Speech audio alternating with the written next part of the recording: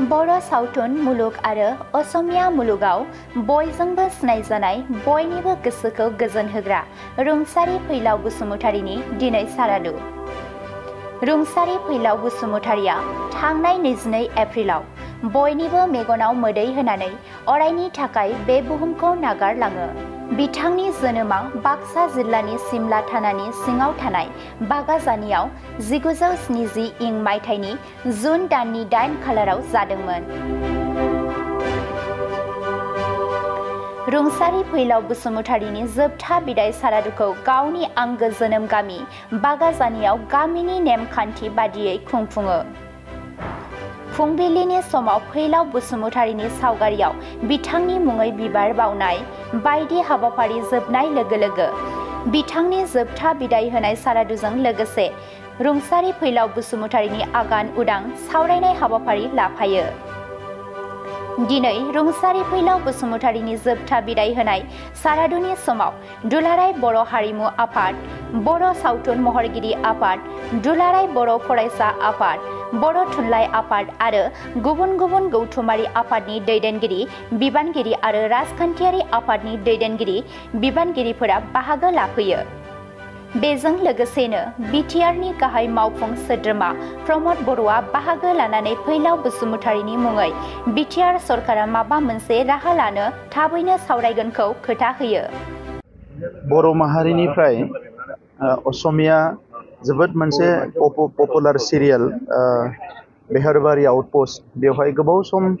Acting खालामनानै सारा आसाम नाङैनो बयजोंबो मिथिजानो हानाय मोनसे मोजां मोनसे मुं मोननो हानाय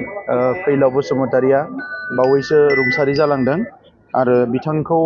दिनै जों बयबो बिथांनि सारादुनि सानाव बिबार बावनो थाखाय नुजाफैदों। आङो बिथांखौ जिखिनि सम लोगो मोनबाय गमामायैनो बिथाङा जोबोद क्रिएटिभ सासे आर्टिस्टमोन आरो थांनाय 1-2 बोसोराव बिथाङा गोबांबार मुम्बाइआव थांदोंमोन गोदान गोदान कर्स लानो थाखाय, बोरैहाय बिथाङा गावनो सिनेमा बानायनो हायो एबा गुबुन गुबुन फट'ग्राफिनि ट्रेनिंफोरखौ बिथाङा लादोंमोन आरो एनि टाइम माबा मोनसे मावनायनि थाखाय बिथाङा सानबाय थायोमोन। आं लोगो मोननानै जोबोद मोजां मोनदोंमोन बिथांखौ, नाथाय अबंलावरिनि साननायखौ रावबो एंगारनो हाया। दा बे हिसाबै बिथाङा 1-2 बोसोरनिफ्राय एफा एफा बेराम जादोंमोन, नाथाय हरखाबै बिथाङा रुंसारि जालांबाय। बिथांखौ जों बयबो मान होदों आरो बिथांबायदि आर्टिस्टआ बर' हारियाव जोनोम जानाया जोंनि थाखाय गोग्गानायनि बाथ्रा। फैबाय थानाय समाव बिथांनि न'खर, बिथांजों लोगोसे माखासे जोंहा आर्टिस्टफोर दङ, कख्लाबारि ओनसोलावबो गोबां आर्टिस्टफोर दङ, जोंनि MCLA बयबो लोगो नांनानै बिथांनि मुंखौ अरायसम गोजोर खालामनानै दोननो थाखाय माबा मोनसे मोजां सिन्था खालामनाय जागोन, जाहाथे फैलाव बसुमतारीया आसामनि मोनसे सिरियालाव बिथाङा खामानि मावनानै बर' हारिखौ सारा आसामाव मिथिजानाय मोनसे थासारियाव लाबोनो हादों। दा बे हिसाबै बिथांखौ अरायसम जोङो सिबिलांबाय थानो थाखाय माखासे इनिसियेटिभफोरखौ लानाय जागोन। आङो बिथांनि न'खरनि, बिथांनि अनजालि बिसि, बिथांनि अनजालु फिसाला, बिहामजो आरो जेसेबां सोद्रोमा दङ, बिदा दङ, बिबाजै दङ, गासैनिसिमबो आंनि गोसो गोरबोनिफ्राय अननाय आरो सिबिनायखौ आङो बावहरदों। न'खरनि रायलायगोन बेखौ आङो दिनै बिथांमोनजों रायलायदों। दिनै सारादुआ जोबलांथों, बिनि उनाव बिथांनि परियाल आरो जों गासैबो रायलायनानै बिथांनि न'खरा जाहाथे फैलाव बसुमतारीया रुंसारि जानायनि उनाव जेबो उसुबिदा जाया, बिनि थाखाय जोङो बिथांमोनजों माबायदि मदद होनो हायो बेखौ जों सावरायगोन। माबा मोनसे बिमुं होनायनि राहा लागोन नामा? बेखौबो आङो बिथांमोननो दायित्व होदों, मानोना जोंहा गोबां आर्टिस्टफोर दङ, बिथांमोना दा सावरायगोन जयै सावरायनानै बिथांमोना जेखौ प्रप'ज खालामो बेखौनो जोङो सरकारनिफ्रायबो जोङो मावनो थाखाय रेडि आरो एज ए हल समाज हिसाबैबो जोङो मावनो थाखाय बेखौ रेडि। फैलाव बसुमतारीनि दिनैनि जे गोसोखांथि सारादु रायजोआरि भाबै जिथु फालिनाय, बेयाव बाहागो लानो मोननानै आंबो मोजां मोनदों। मानोना बिथाङा सासे बर' हारिनिल' नङा, आसामनि सासे मुंदांखा सासे आर्टिस्टमोन, जायनि थाखाय दिनै बिथांखौ बयबो गोसोखांदों। बिथांजों आंहाबो मोनसे खाथि सोमोन्दो दङमोन। गुवाहाटियाव थानाय समाव बिथाङा गुबुन गुबुन हाबाफारिफ्राव बिथाङा आंनावबो फैयोमोन, हांख्रायोमोन। गुवाहाटियाव थानाय जिथु रिलिफ केम्प बेफोराव मदद खालामनाय बायदिसिनानिफ्राय बिथांजों मोनसे सोमोन्दो आंहा जादोंमोन। गाहायै आरो बेनि उनाव उननि समफ्राव बिथाङा जोंजों खाथि सोमोन्दो लानानै जोंनि UPPL पार्टिनिबो सासे मददगिरि हिसाबै बिथाङा खामानि मावदों जायनि थाखाय बिथांनि जिथु अबदान बेखौ जों बावनो हाया बिथाङा बर'नि गुबुन गुबुन बिथिङाव जेरै मेथाइ रोजाबनाय जेरै एलबाम सिरियाल बायदिसिनाफ्राव बिथाङा रल लानानै सासे आर्टिस्ट हिसाबै बिथाङा गावखौ गायसननो हादोंमोन सासे बेबायदि मोजां सासे आर्टिस्ट जों खोमानानै लानो गोनां जाबाय हरखाबै जोंनि थाखाय खहा न'खरजों लोगोसे जोंनि समाज जोंनि हारिनि खहा होननानै बुंनो सानो आरो जोंनि बर' समाजल' नङा आसामनि रायजो राजाफोरा बिथांखौ गोसोखांदों बेहरबारि आउटपस्टआव जे मोजां मोनसे रल लादोंमोन दा बेनि थाखाय बिथाङा जेब्लायबो गोसोखांजाबाय थागोन आसामनि रायजो राजा जिहेतु बिथाङा माबा मोनसे बिमुं होनांगौ होननानै सानो नामा बेखौ कालचारेल जे डिपार्टमेन्ट बे डिपार्टमेन्टआ निस्सय नायगोन होननानै आङो सानो आरो जोंनि मानगोनां चिफ बिथाङाबो दिनैनि बे सारादुआव बाहागो लानो फैगासिनो दङ बे मेटारखौ कालचारेल डिपार्टमेन्टआनो निस्सय नायगोन होननानै आं सानो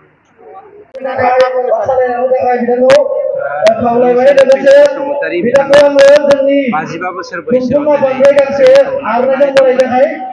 बिथाङा सासे बर'नि गोख्रों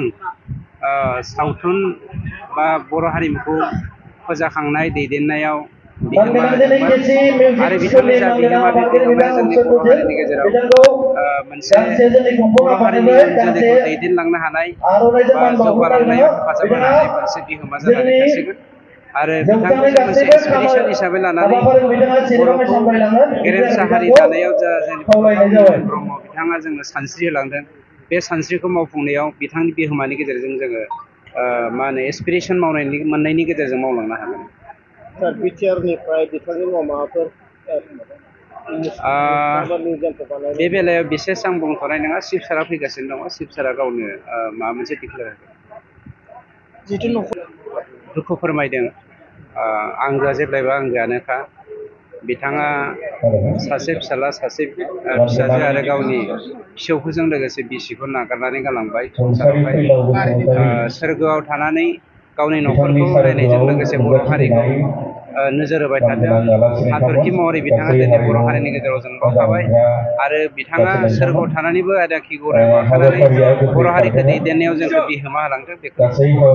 सानबाय बे थांखि आरो नोजोरखौ हारिमु बिफाननिफ्राय बा हारिमु आफादनिफ्रायानो जा बिथांनि न'खरनिफ्रायानो जा बा जोंनि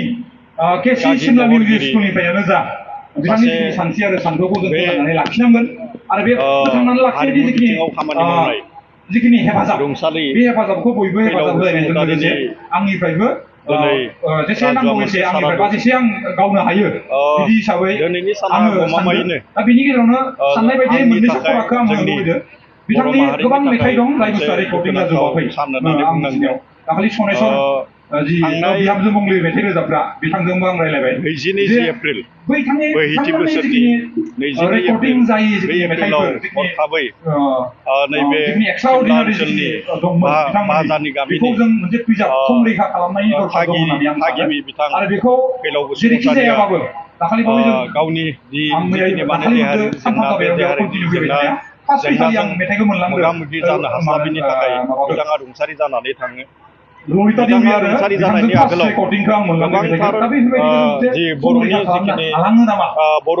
हारिमु बे बर'नि हारिमुखौ जौगासार खालामनो थाखाय आवगायलांनो थाखाय फोजौखांनो थाखाय बिथाङा गोबां खामानि मावदोंमोन बिथाङा फारफ्रोमबो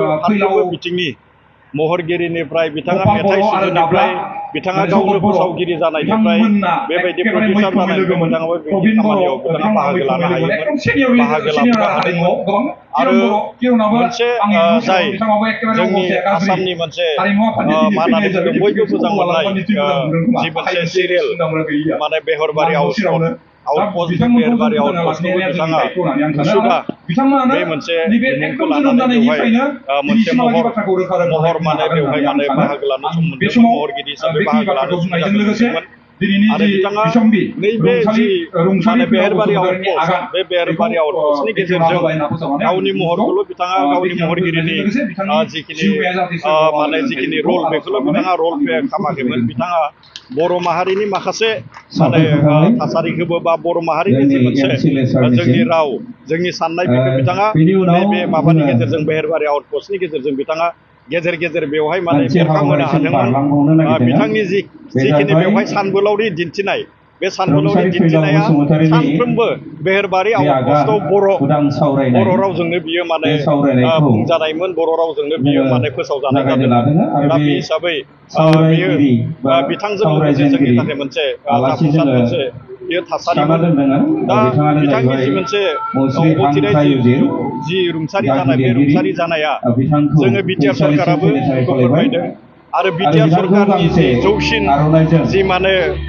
जौसिन जि हाउस जौसिन जि नखर जायखौ जों एसेम्ब्लि होननानै बुङो बे एसेम्ब्लियावबो थांनाय 24 एप्रिल दाननि जि जोंनि बाजेट सेसन बे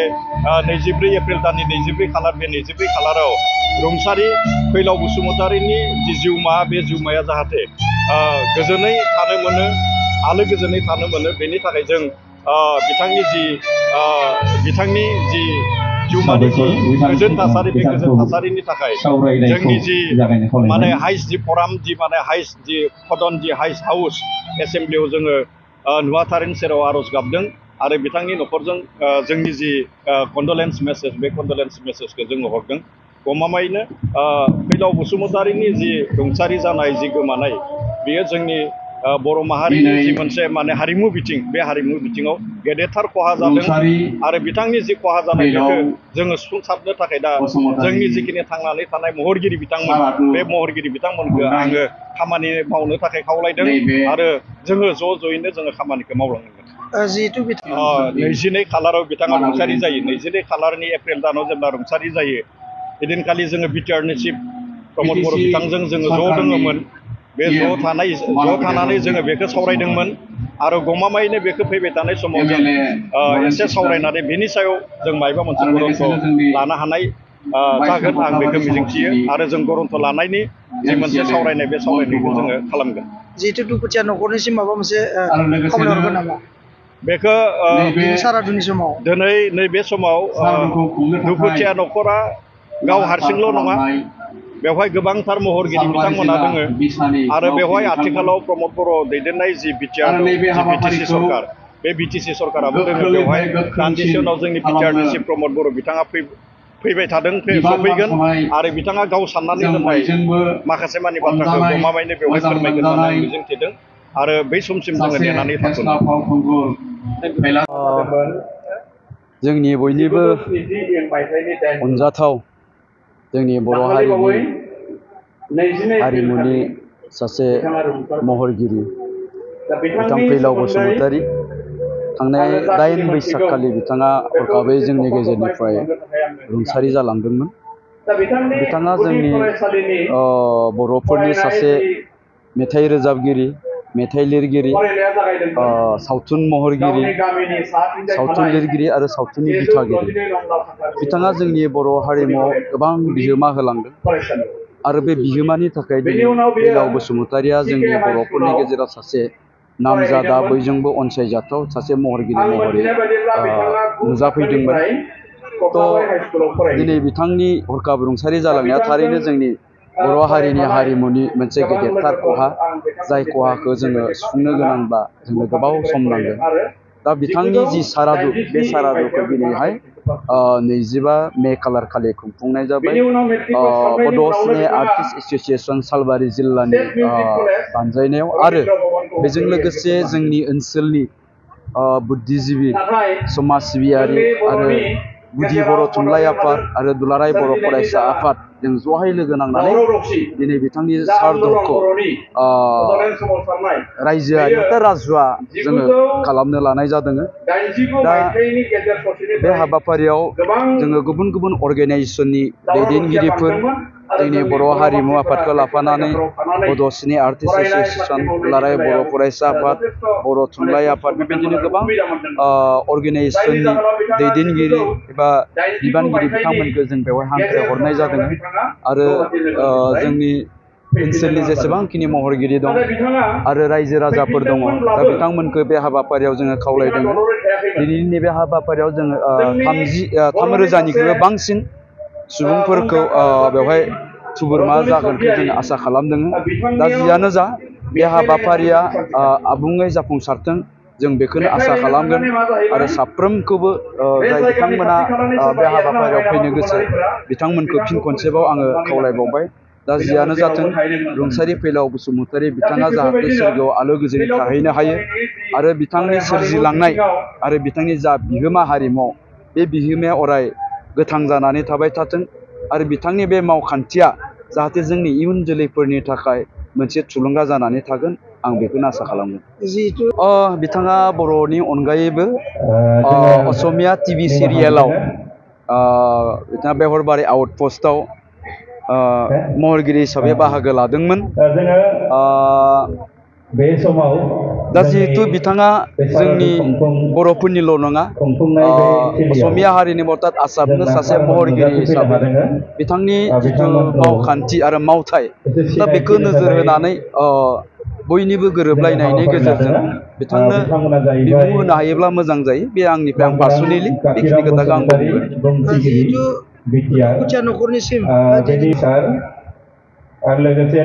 जोंनि दुखु मोननायखौ जोङो बिथाङा जैदिनखालि रुंसारि जादों अब्लानो जोङो फोरमायहरदों। दा आं दहाय बुंनाय बायदिनो मानोना बिथाङा बिथांनि गामि बागाजानिनिल' सुबुं जानानै थायाखैमोन, बिथांनि न'खरनिल' सुबुं जानानै थायाखैमोन, जों बयनिबो गोरबोआव बिथाङा जोंनि आंगो हिसाबै जायगा मोनदोंमोन।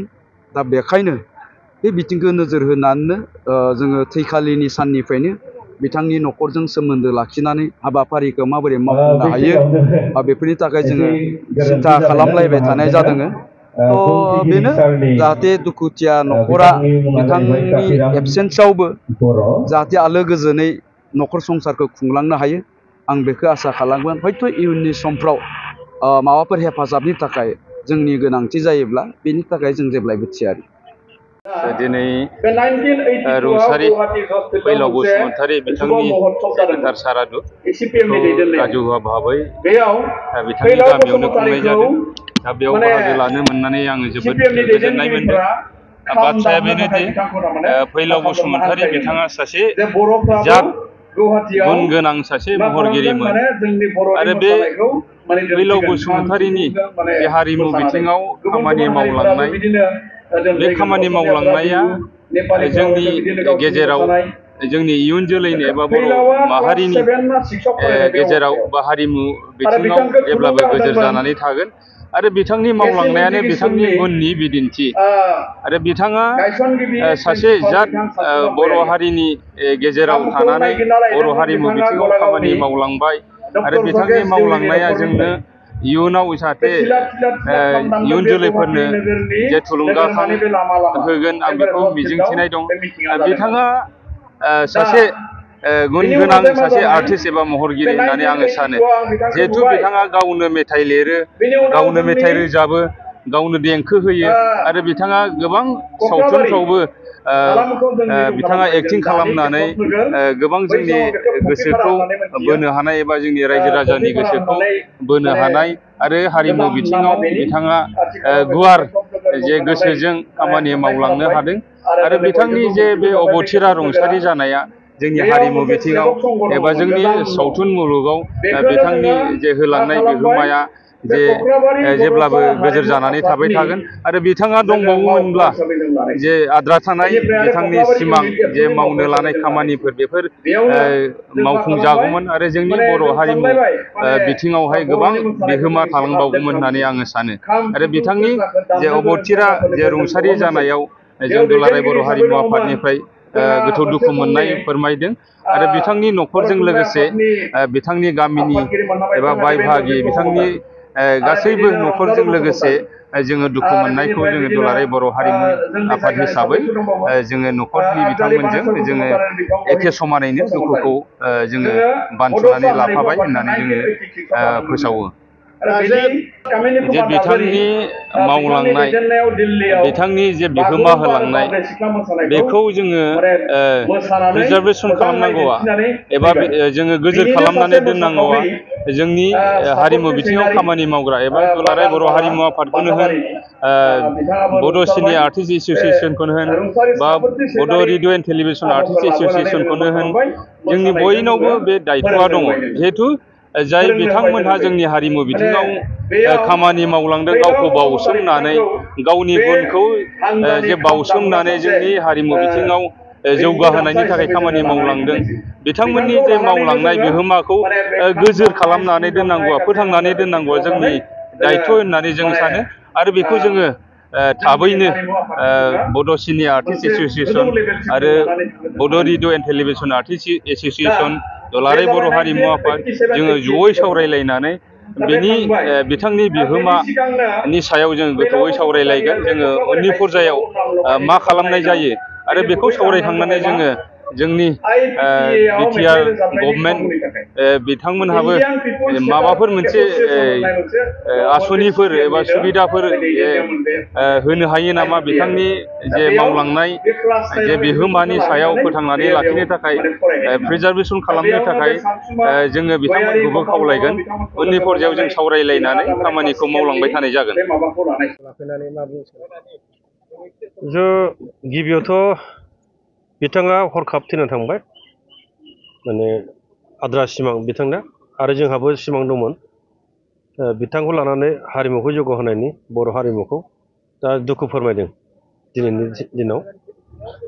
नैबे समाव बिथाङा बर'ल' नङा गुबुन गुबुन बिथिङावबो गोबां दावगालांबायमोन नैबे समाव बिथाङा गोमालांबाय जिथु गोमालांनायनि बेलायाव माबायदि आद्रा थालांबावगोन होनना फोरमायबावनो सानसै मावनांगौथ' दंबावोमोन खिन्थु जिउआथ' आरो बयनाबो आनान गसाइनि आखायाव दा जोंहा बेखौ बुंनांगौ गैला थांबाय बिनि जिउ सोरनाबा हाबहैबाय खिन्थु आरो बे फैफिननाय नंला दा दुखु फोरमायबाय खिन्थु मोनसे खोथा बिथाङा ओरैबायदि मानसिमोन जों नुनायाव जोङो जों बिग्राय ब्रह्म बिथां आरो आं जों सानैजों बिथांखौ 1993 मायथाइयाव जेब्ला जों Kokrajhar music and fine arts बेयाव फरायोमोन बे समाव बिथाङा थांदों मेथाइ लानानै थांदों ओमफ्राय मेथाइ रोजाबनो खावलायदों बिथांखौ ओमफ्राय आंनिफ्राय मेथाइ बिदोंमोन दा बेखौ जों पिकआप खालामदों आरो फार्स्टआवनो 1993 इं मायथाइयाव गुवाहाटीयाव रेकर्ड खालामदों उनदाहा केसेट दिहुनदों बिथाङा प्रताप दिहुनगिरिया आरो मेइन रोजाबग्रा गावनोमोन गावनो लिरनाय गावनो सुर होनाय गावनो माने रोजाबनाय आरो दा बेयो बर' समाजनि नङा दा बेनिखायनो बिथाङा माने बावदों माने फाग्ला जाथारनानै ओंखारनाय आरोखि हारिमुआव दा बे मा जालांखो मा लोंलांखो बोरै थालांखो माने खुनु थिग गैया आरोखि बिदिनो थानाय मानाया बावसोमदों गावखौ दा बेनिखायनो आङो बिथांनि फोलेरखौ जाहाथे जोंनि दानि गभर्नमेन्टआ नायो आं माने आफादनि जानानै ओमफ्राय दुलाराय बर' हारिनि जानानै गभर्नमेन्टआव खावलायबाय आरोखि जाहाथे बिथांमोनखौ रिहेबिलिटेसन होनो हायो साख्रि बाख्रियाव सोना होनाय बे बेब'स्था खालामबा मोजां जागौ होननानै आं सानो आरोखि बिथांनि मुङा माबाफोर मिउजियामफोर बेथ' खालामखानांगौ आरो जुदि रायजोफ्रा जुदि गनायोब्ला जों सानैजों रिक्स लागोन बे स्टेचुखौ बोरै बानायनांगौ आं सानो माने बेखौ बे सिमलायावनो खालामजायो नामा स्टेचु बसायनानै दोनोब्ला जिहेतु बिथांनि जोनोमा बेवहायनो रायजो राजाया जुदि कन्ट्रिबिउसन खालामनायबा बेखौ जों गोख्रै मावनो हायो आरोखि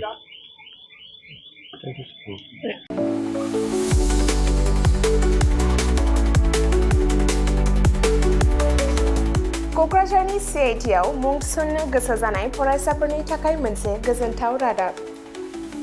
सेन्ट्रेल इन्स्टिटिउट अफ टेक्न'लजि क'क्राझारआ 2025-2026 सोलोंथाइ बोसोरनि थाखाय मुं थिसननायनि एन्ट्रेन्स एग्जाम खुंनो थांगासिनो दङ diploma BTech MTech bachelor and master of design आरो PhD नि थाखाय एन्ट्रेन्स एग्जाम खुंनाय जागोन डिप्ल'मा प्रग्रामाव दङ CE CSE ECE FPT CAI आरो AMT BTech प्रग्रामाव दङ CE CSE ECE FET आरो IE MTech प्रग्रामाव दङ WRH CSC FET आरो GET Bachelor of Design आरो Master of Design आव दङ MCD आरो PhD नि थाखाय CE, CSE, ECE, FET, IE, ME, Physics, Mathematics, Chemistry आरो HSS। बे समाव अनलाइन आरजलाइ लानाया सोलिगासिनो दङ आरो बियो फैगौ 31 मेसिम थागोन। डिप्लोमा, बीटेक आरो एमटेक नि एन्ट्रेन्स एग्जामखौ फैगौ 8 जुनाव खुंनाय जागोन आरो PhD नि एन्ट्रेन्स एग्जामखौ 15 जुनाव खुंनाय जागोन। आबुङै मिथिनो थाखाय एडमिशन सेल CIT कक्राझारनि मबाइल नम्बर 9365031406 आव सुलाद लानो हागोन एबा query 2025@cit.ac.in आव इमेल खालामहरनो हागोन। बेनि अनगायै cit.ac.in एबा admission.cit.ac.in बे मोननै वेबसाइटआव हाबनानै नायनो हागोन।